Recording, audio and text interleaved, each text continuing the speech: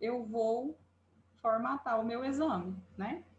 E aí, como eu falei para vocês, ó, quando eu traço, eu venho no meu corte axial e traço uma linha assim, né? A minha oblíqua que chama, que vai reconstruir a minha, fazer a minha reconstrução panorâmica, né? E aqui só tem uma parte dela, porque eu tracei um oblíquo só de uma parte do rebordo alveolar.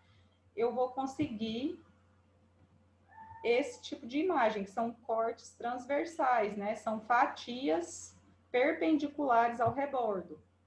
Agora, quando eu traço a minha oblíqua perpendicularmente ao rebordo alveolar, eu vou ter imagens assim, ó, como se fossem periapicais fatiadas, né? Como se eu pegasse uma periapical e fatiasse várias imagenzinhas, ó. Eu tenho um dente ao lado do outro, né? Isso são imagens longitudinais. Então, aqui são fatias perpendiculares ao alvéolo e aqui são fatias no longo eixo do alvéolo. Dependendo da minha indicação, eu vou formatar o meu exame e vou liberar os cortes para o paciente de acordo com aquela indicação, né? E de acordo com a imagem que eu encontrei. Vou procurar os melhores cortes para dar aquela informação. Aqui, ó, eu posso fazer medidas de espessura, né, e de altura para instalação de implantes. Então, esses cortes aqui são os cortes típicos para instalar implante. Aqui, ó, são cortes que vão avaliar o terceiro molar, né? Eu consigo avaliar o terceiro molar em relação ao segundo, em relação ao canal da mandíbula, olha, que ele tá bem próximo, né? Então, cada finalidade do exame vai me permitir formatar de um jeito para ilustrar aquelas informações que eu vou dar no meu laudo. Olha só, uma fratura, né? A gente olha para a radiografia periapical, né? A gente... Tem gente fazendo graça ali na minha janela. A gente olha para a radiografia periapical, por causa da sobreposição de imagens, é muito difícil, né? Conseguir estabelecer um diagnóstico desse paciente. Aí a gente parte para a tomografia.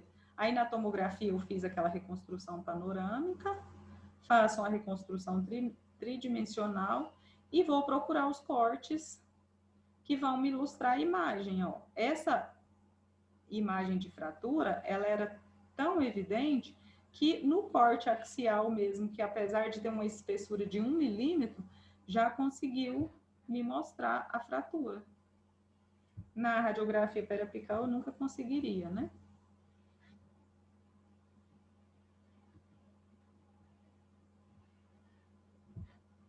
Aqui eu fiz um videozinho sobre aquele redirecionamento da imagem, né? Quando eu pego o exame lá no meu software, vou começar a trabalhar ele. Então, essa é a carinha do software, né? Lembra que eu falei que a gente faz a captura lá no computador dedicado ao tomógrafo, né? E eu faço a cópia, né? Dessas imagens. Aí eu importo para o software. Esse software aqui é da minha estação de trabalho. E aí eu vou copiar aquele arquivo de acordo com o leitor próprio, né? Do meu software. Então, tem o meu banco de arquivos lá. Eu pego o paciente que eu gostaria e copio para dentro da minha estação de trabalho para o programa que veio no software do aparelho que eu uso. E aí vai aparecer a imagem. Olha só, ela não está numa posição muito legal, então eu reposiciono, ó, eu uso essa ferramenta aqui, né? Eu vou aplicar filtros que vão melhorar a nitidez da imagem.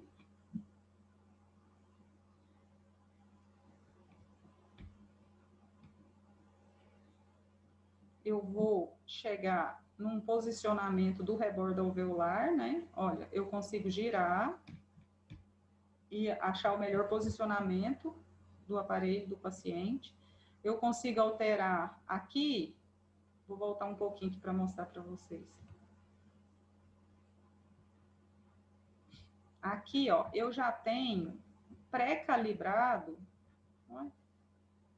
não voltou, ó, colocando filtro, né? E nesse lugar aqui, eu já tenho pré-fabricado, mais ou menos, uma escala de brilho e contraste para o meu tomógrafo, né? Através de observação, eu consegui fazer isso. Então, eu faço aqui, ó, eu venho, e aí, dependendo da imagem,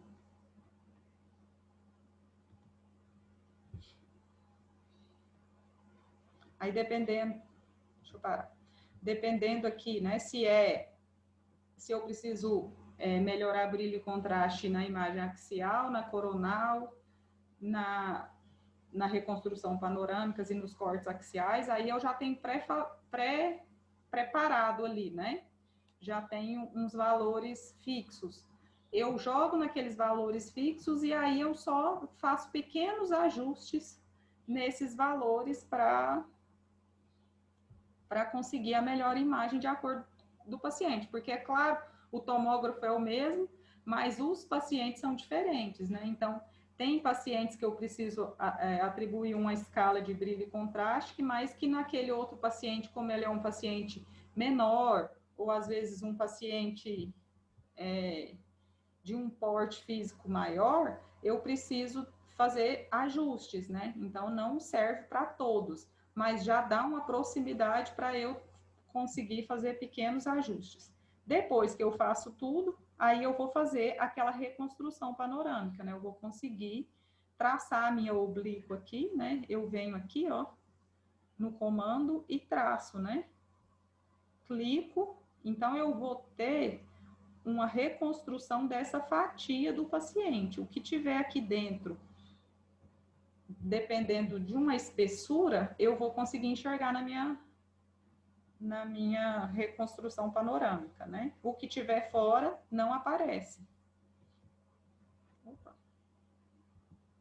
O que eu fiz? Passei o slide.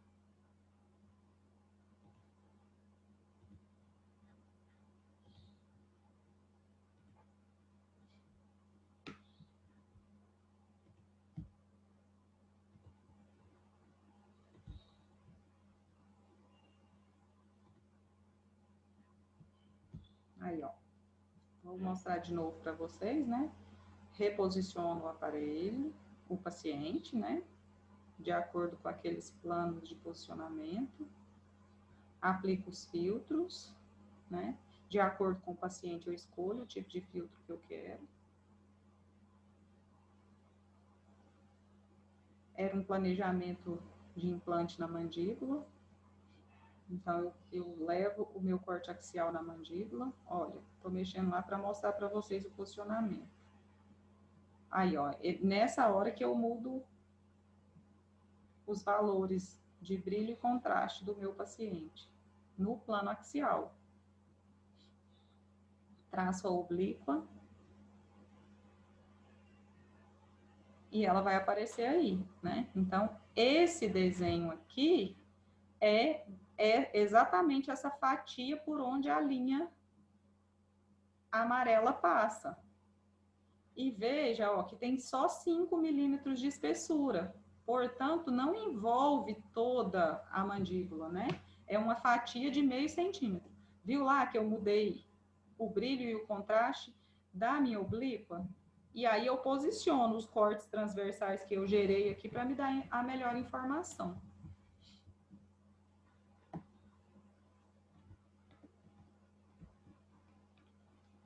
Tem outro videozinho agora nesse slide. Aí agora que eu consegui fazer a minha reconstrução panorâmica, né? Tem a reconstrução, aí eu vou começar a fazer as medidas. Eu vou passear pelos cortes, né? Vou dar uma olhada, vou citar, olha, onde está o canal da mandíbula, forame mentual, vou ilustrar as estruturas, né? Vou realizar as medidas, vou marcar os cortes, né? De acordo com os meus templates, e aí eu vou criar um template. que é aquela folha que vai fazer parte do meu exame, vai ilustrar o meu exame. Então, aqui tem vários templates, né? Geralmente eu formato o exame para implante em 3 templates, né? Aí aqui... Opa. Aí aqui tem a logo da clínica, né? As informações de identificação do paciente. Aqui ilustra a reconstrução panorâmica, né? Os cortes transversais com as medidas, a ilustração das estruturas mais importantes.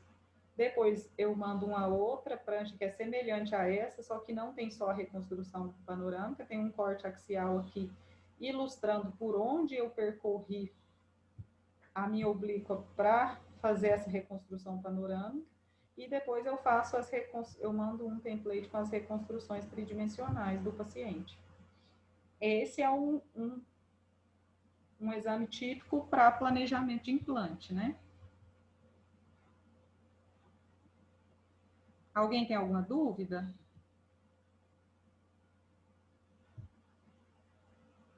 Sim, gente, nenhuma? Tá tudo beleza?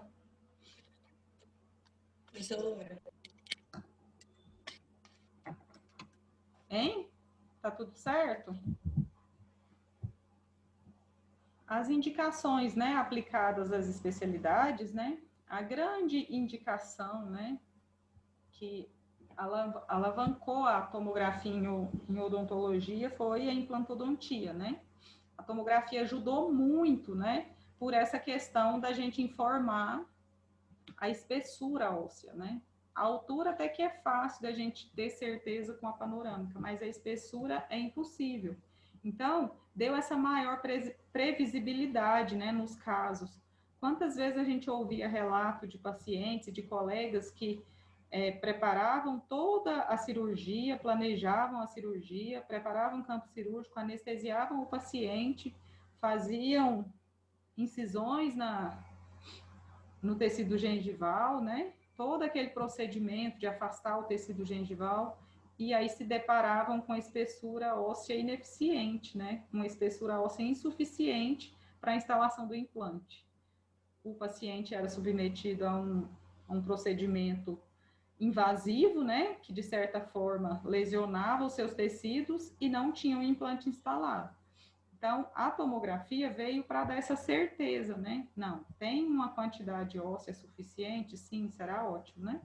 E aí a gente vai falar muito sobre cada uma dessas especialidades, né? A grande estrela do momento é a tomografia na endodontia, né? Endoperiodontia, que ajudou demais, né?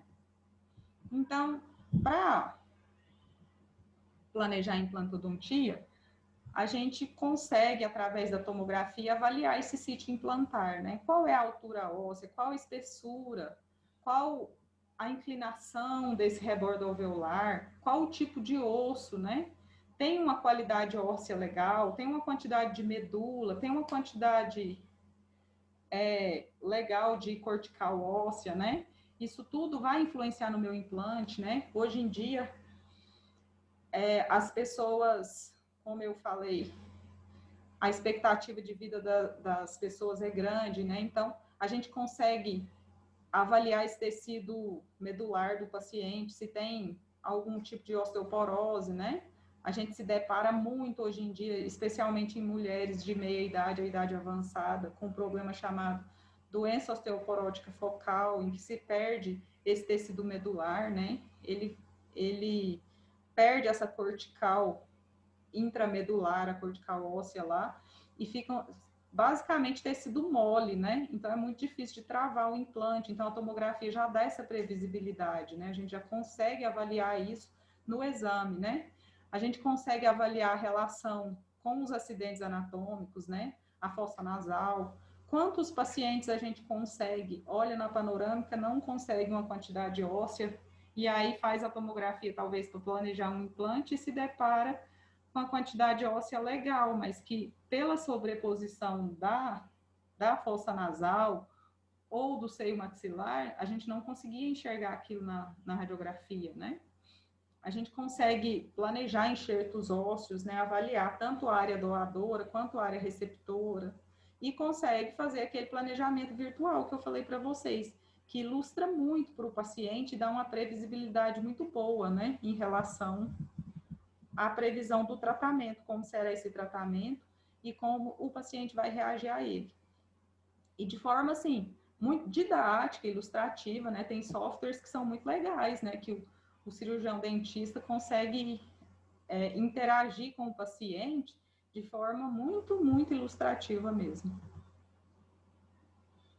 Quando a gente vai fazer o planejamento de implantes, é como eu falei para vocês, né? A gente traça, né? Uma linha oblíqua e obtém uma reconstrução panorâmica, né? Que são cortes da mandíbula, da maxila, né? E aí a gente obtém esses cortes e durante esses cortes, né? Que são fatias no sentido perpendicular ao rebordo alveolar, a gente consegue estabelecer medidas de espessura e de altura, né? A gente consegue avaliar, olha, o seio maxilar, né? Mucosa do seio maxilar, a fossa nasal, né? Concha nasal. Avalia rebordo alveolar, septos, né? Septos nasais. Canal nasopalatino, né? Forame incisivo. A gente consegue avaliar, olha, que tem até espessura, mas não tem altura de osso para instalação de implante. Então, tudo isso é informado, ó, faz a reconstrução panorâmica, tridimensional, né? Tudo isso é informado no exame. Endopério, né? Na periodontia, a gente consegue avaliar possíveis canais acessórios, né? Hoje em dia a gente tem deparado demais uma ocorrência muito grande de canais acessórios no primeiro molar superior, né? Dente 16 e 26, com grande número de canal acessório, especialmente na raiz mesovestibular. Tratamentos endodônticos, assim, que a gente olha totalmente satisfatórios, perfeitos, e o paciente continua ou uma lesão persistente ou dor persistente, né? Faz periapical, avalia e não consegue encontrar o problema. Faz uma tomografia, descobre um quarto canal ou um canal acessório, né? Ou grandes anomalias lá no terço apical da raiz, né? Grandes variações de... Não encontra só um forame apical, né? Vários forames apicais, uma verdadeira rede de canais acessórios ali naquele ápice radicular, muito difícil de enxergar na radiografia e muito difícil de tratar, né? Consegue diagnóstico de periapicopatias, né? A gente, às vezes, não enxerga alguma lesão periapical na radiografia e o paciente persiste, às vezes, com fístula, né? Não consegue identificar a origem dessa fístula, então a tomografia ajuda bastante, né? Nessa avaliação do planejamento cirúrgico, né? Às vezes, cirurgias endodônticas, né? Apsetomias, então a tomografia ajuda muito, é um meio de diagnóstico e planejamento muito importante nesses casos. Reabsorções radiculares, né? Diagnóstico de reabsorção radicular é muito delicado em radiografias, porque por causa da sobreposição, muito difícil localizar essas reabsorções, diagnosticar extensão, diagnosticar a localização dessas reabsorções, né? E prever, né? Dar uma previsibilidade para esse tratamento. Será que eu consigo salvar esse dente, né? Que está sob reabsorção? É uma reabsorção interna? É uma reabsorção externa, né? É uma reabsorção interna e externa? Como que eu vou diferenciar essas reabsorções, o grau de reabsorção? Uma tomografia vai me dar informações muito maiores, né? Avaliações de perdas ósseas periodontais. Hoje em dia a gente consegue identificar, né, várias perdas ósseas que às vezes a gente não conseguia enxergar na radiografia por causa da sobreposição.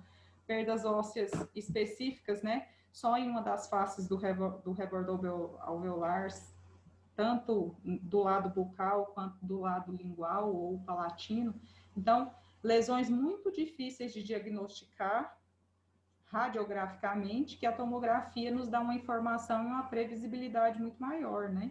Eu consigo prever o que aquele tratamento vai, como aquele tratamento, o paciente vai reagir àquele tratamento, né? Se vale a pena ou não salvar aquele dente, tratar aquele dente, né? Então, aqui, ó, a gente consegue enxergar um tratamento endodôntico bastante olhando satisfatório, né? Mas acompanhado de uma lesão, né? De um granuloma. E às vezes esses granulomas a gente não consegue entender o porquê. E aí com a tomografia a gente consegue, através de cortes específicos, né? A gente consegue ver uma linha de fratura aqui, longitudinal, né, a esse dente. Muito difícil de ver numa pele apical por causa da sobreposição de imagens. Olha só, né, a gente vê essa imagem, né, que talvez por causa da sobreposição de estruturas, a gente não conseguiria enxergar a gravidade da situação, né, e a radiografia a tomografia bate o martelo e mostra exatamente a situação. Mais casos, né? Aqui, olha, um caso bem ilustrativo que a gente consegue enxergar uma perda óssea e até uma solução de continuidade no rebordo alveolar da paciente, né?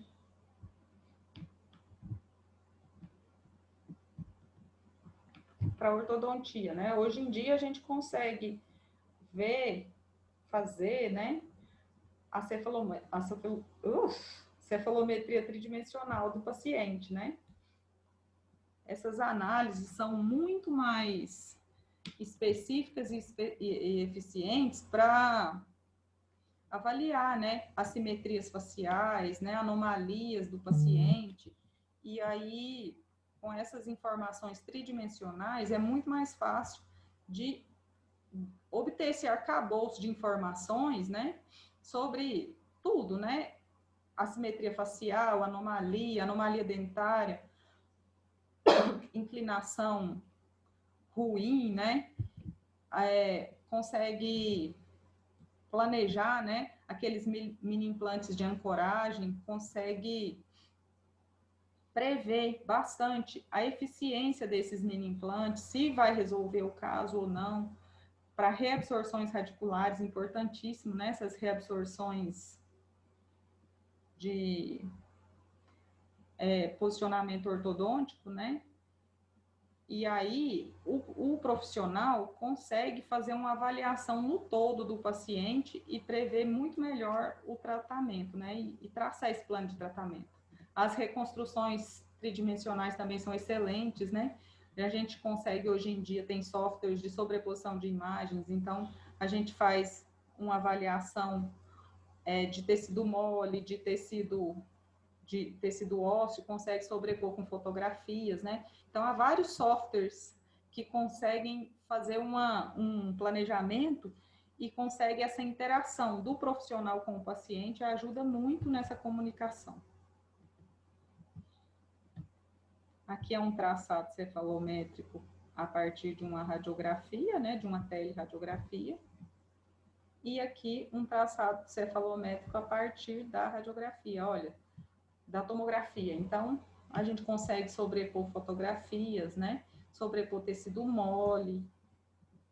E é bastante interessante para o paciente. A gente consegue marcar os mesmos planos cefalométricos que a gente marca aqui, a gente consegue marcar na tomografia. Alguns planos são duplicados, né? Porque são 2.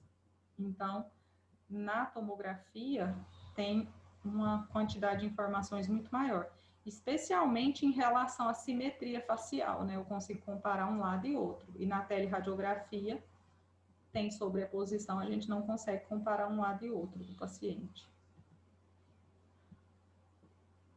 Cirurgia, né? Planejamento cirúrgico de dentes inclusos, né? Hoje em dia, terceiros molares, muito em voga a tomografia para avaliar terceiros molares, né? Avaliar a posição, especialmente a relação do terceiro molar inferior com o canal da mandíbula. E o que isso vai impactar meu paciente? A gente tem um grande risco quando trata terceiro molar, né? O tratamento cirúrgico de terceiro molar, que é a exodontia, é lesionar o canal da mandíbula. E aí a gente tem duas opções, né? Ou a gente avisa ou a gente explica. Então, quando a gente tem possibilidade de avisar o paciente, olha, o canal da mandíbula está muito próximo, tem um exame que mostra exatamente essa proximidade, né? A gente consegue fazer até medidas, né?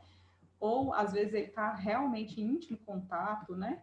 Está encostado mesmo no canal da mandíbula. Quando a gente consegue avisar o paciente que isso pode acontecer, né? Uma lesão no canal da mandíbula e ele tem uma parestesia. Quando a parestesia aparece, e geralmente ela é bem momentânea e passageira, o paciente que já sabe que pode acontecer reage muito mais tranquilamente a esse evento, né? E a gente consegue planejar essa possibilidade, né? Receitar medicamentos que evitam. Então, sempre é bem mais tranquilo a gente ter essa informação antes da cirurgia. Ajuda bastante, né? Questão de, não só dessa relação, mas questão também de dilacerações radiculares, né? Os terceiros molares apresentam muita dilaceração radicular, a gente não consegue ter certeza dessa dilaceração e também da orientação dessa dilaceração, né? Nas radiografias, especialmente se ela tiver vestíbulo lingual, né? E aí a tomografia ajuda muito nesse planejamento de dilaceração, né? Como que vai ser a minha intervenção cirúrgica? Localização de corpos estranhos. Hoje em dia a gente popularizou muito a questão dos implantes, né? E a gente, infelizmente, tem profissionais de todas as maneiras. Acontece muito de ter que localizar, né, implante. Se ele está, a gente faz a radiografia, ele está ali na região da maxila, mas será que ele está no interior do seio maxilar, né? Ou ele está submucoso? Onde está esse implante, né? A gente consegue, né? Paciente que apresenta algum corpo estranho, né? Pós-acidente, alguma coisa, a gente consegue sempre avaliar, né? Questão de traumatismos, né? Na cirurgia bucomaxilo, pesquisa de fraturas, tudo a tomografia é extremamente importante. A gente não precisa mais ficar fazendo aqueles malabarismos, né? Que fazia-se antes para tentar localizar estruturas. Então, aqui, ó, é um software, né? Uma reconstrução tridimensional e um software ilustrando a relação desse terceiro molar com o canal da mandíbula. Quando a gente mostra isso para o paciente, fica bem mais ilustrativo, né? E eu falo para ele, olha, o seu dente está muito próximo, olha, está desde o terço cervical da raiz até o terço apical, ele tem contato com o canal da mandíbula. E é um contato íntimo, ó, o canal da mandíbula chega a encostar no dente. Então, talvez eu nem encoste nenhum instrumento nesse seu dente, mas a própria movimentação do dente pode promover uma lesão nesse feixe, né, vasculo nervoso e produzir uma parestesia. Sim, essa parestesia passageira, sim, nós vamos receitar medicamentos que possam diminuir essa possibilidade de ter uma parestesia, sim, mas o senhor já está avisado, né? Seu dente precisa ser extraído e tem essa limitação. O paciente reage muito melhor, né? Aqui a gente consegue enxergar um paciente que exibe uma fratura aqui no mento, né? Na região de canino inferior. Aqui uma fratura da mandíbula, né? Próxima à cabeça da mandíbula. No final do ramo da mandíbula. Tomografia ajuda muito, né, a ilustrar, porque radiografia geralmente tem muita sobreposição. A variação da articulação temporomandibular, né, da morfologia, tanto da cabeça da mandíbula quanto da fossa articular, né? A tomografia Fambin, ela não tem aquela especificidade, né, que eu disse de avaliação de tecidos moles. Então, ela não consegue informações precisas, né? Às vezes, nem as informações são um pouco vagas em relação ao disco articular. Mas, em relação à simetria, né? Avaliação de função, quando a indicação do exame vem com uma articulação temporomandibular, então a gente faz 2 tomadas, né, tomográficas, a gente faz uma do paciente em máxima intercuspidação, e aí eu vou avaliar a morfologia desse canal da mandíbula, a morfologia da fossa articular, o posicionamento dessa cabeça da mandíbula na fossa articular, se está intruído, se está extruído, então isso me dá algumas informações sobre o disco articular, né, o posicionamento dele. E depois eu vou avaliar a função, né? Eu vou pedir para o paciente abrir a boca o máximo possível. Essa cabeça da mandíbula teve uma hiperexcursão, né? Ela foi além do tubérculo articular ou não? Ela ficou aquém desse tubérculo? Como que se deu isso, né? O paciente abriu a boca além do que ele necessitava ou essa abertura está limitada? Por que essa abertura está limitada? Tem alguma alteração de morfologia? Tem uma erosão nessa cabeça da mandíbula, tem algum processo, né, patológico ali, tem alguma doença de desenvolvimento, alguma doença articular. Então, essa tomografia vai me dar muito mais informações do que uma simples radiografia. Aqui, né, é um protocolozinho, olha, eu consigo avaliar a fossa articular, parte do tubérculo articular, né, cabeça da mandíbula. Se essa cabeça da mandíbula está posicionada no centro da fossa articular, se ela está posicionada posteriormente ou anteriormente, olha, eu consigo avaliar que esse espaço aqui está maior do que esse. Então, ela está posicionada posteriormente no espaço articular. Por quê, né? O que está acontecendo? Onde está esse disco articular? As patologias, né? Então, eu consigo avaliar, né, algumas patologias dentárias. Uma coisa que a radiografia não é boa, a tomografia não é boa, e a gente deixa para as radiografias periapicais e interproximais é o diagnóstico de cárie, né? Por aquele motivo de ter muito artefato, né? Às vezes as estruturas metálicas estão localizadas já na coroa do dente, então é muito difícil avaliar cárie, né? Por causa desse traçado também da reconstrução panorâmica, acontecem algumas soluções de continuidade naquela imagem. Então, definitivamente, tomografia não é feita para diagnóstico de cárie, mas ela ajuda muito em algumas condições dentárias, algumas patologias, né? Alterações de desenvolvimento do dente, né? Calcificações intrapulpares, intracanais, as lesões intraósseas, né? Grande parte das lesões intraósseas, elas possuem várias nuances, assim, que a radiografia, que a tomografia consegue solucionar, né? Consegue características, ilustrar características e nos demonstrar essas características que nos permitem estabelecer diagnósticos mais precisos, né? Aliás, hipóteses diagnósticas mais precisas, porque sempre a tomografia ou a radiografia precisa ser acompanhada de um exame histopatológico para a gente conseguir estabelecer o diagnóstico real daquela lesão, né? Alguns traumas, né? A gente já falou. Então, aqui a gente consegue avaliar a patologia, né? A gente consegue ver essa área hipodensa na região do corpo da mandíbula, né? De um paciente jovem, né? Dentição descido. E aí a gente olha para o corte axial e vê uma solução de continuidade aqui, né? Na cortical vestibular.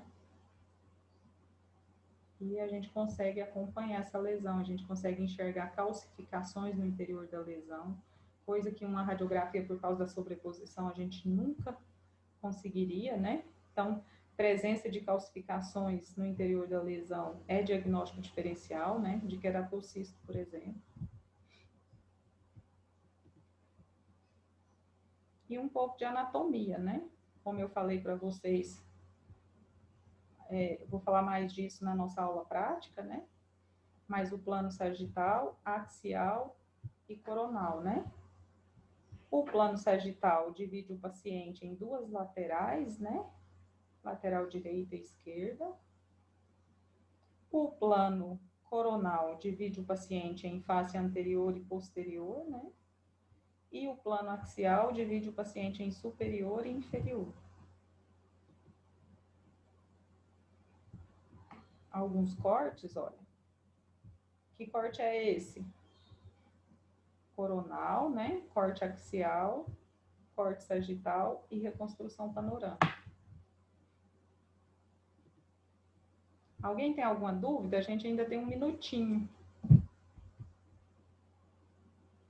Nós vamos falar mais profundamente de anatomia na nossa aula prática, que será presencial, bem melhor para vocês responderem as minhas perguntas, né? Ninguém tem pergunta nenhuma? Quer falar nada? Minha dúvida, professora, está mais em relação à questão do FOV e do voxel. Mas a gente pode falar sobre isso na sexta-feira mesmo. Até a questão 3 da atividade pós-aula, eu respondi ela, mas não entendi, não. Mas com dúvida. Então, tá bom. Na sexta eu explico certinho, então. Tá bom.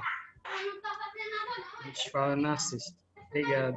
Por nada. Obrigada a você, Dani. Alguém quer falar alguma coisa? Perguntar?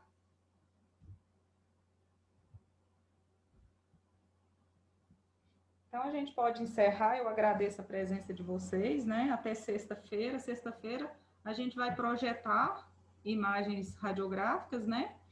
E a nossa aula vai ser no laboratório.